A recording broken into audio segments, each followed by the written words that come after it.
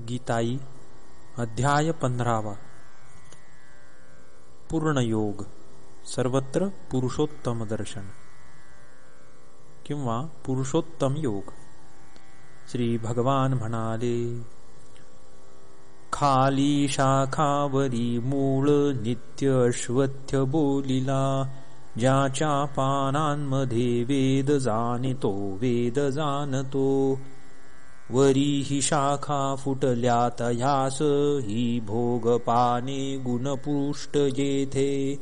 खाली ही मूळे निघती नवीन, दृढावली कर्म बळे नृलोकी। ह्याचे तसे रूप दिसेन येथे, भासेन शेंडा बुडखान खांदा। घेऊनी वैराग्य अभंग शस्त्र, तोडूनी हा दृढमूल वृक्ष। घ्यावा पुढे शोधत या पदाचा, जेथूनी मागे फिरणे नसेची। द्यावी बुडी त्या परमात्मतत्वी, प्रवृत्ती जेथे स्फुरली अनादी। जे मान मोहासह संग दोष, जाळूनी निर्वासन आत्मनिष्ठ। द्वंद्वे न घेती सुख दुःख मूळ, ते प्राज्ञ त्या नित्यपदी प्रविष्ट। न त्यास उजळी सूर्य कायसे अग्निचंद्र हे, जेथ गेला न परते माझे अंतिम धाम ते। माझाची अंश संसारी झाला जीव सनातन, पंचेंद्रिये मनोयुक्त प्रकृतीतून खेचितो।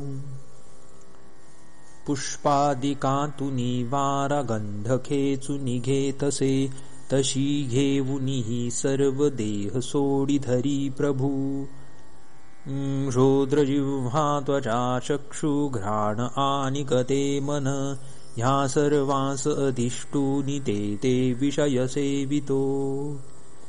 जोडितो धरितो देह भोगितो गुणयुक्त हा, परी न पाहती मूढ ज्ञानी डोळस पाहती।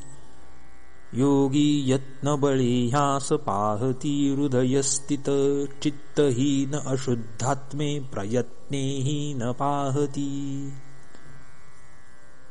सूर्यात जळते तेज, जे विश्व उजळी तसे, तसे चंद्रात अग्नीत जान माझेची तेज ते। आकर्षण बळे भूते धरा रूपे धरी तसे, वनस्पती समी सोम पोषितो भरिला रसे।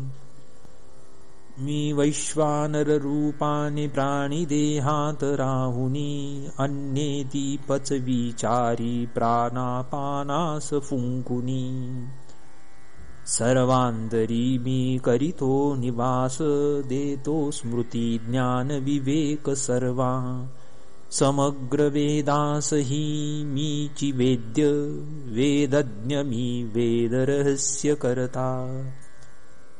लोकी पुरुष ते दोन अक्षर आणि क अक्षर, क्षर सर्वची ही भूते स्थिर अक्षर बोलिला। म्हणती परमात्मा तो तिजा पुरुष उत्तम, विश्वपोषक विश्वात्मा जो विश्वेश्वर अव्यय। मी क्षरा अक्षराहूनी वेगळा आणि उत्तम, वेदलोक म्हणे माते म्हणूनी पुरुषोत्तम। मोह सारुनी जो दूर जाणे मी पुरुषोत्तम, सर्वज्ञ तो सर्व भावे सर्वरूपी भजे मज। अत्यंत गूढ हे शास्त्र, निर्मळा तुझ बोलिलो। हे जाणे तो बुद्धिमंत, होईल कृतकृत्यची। अध्याय 15 समाप्त।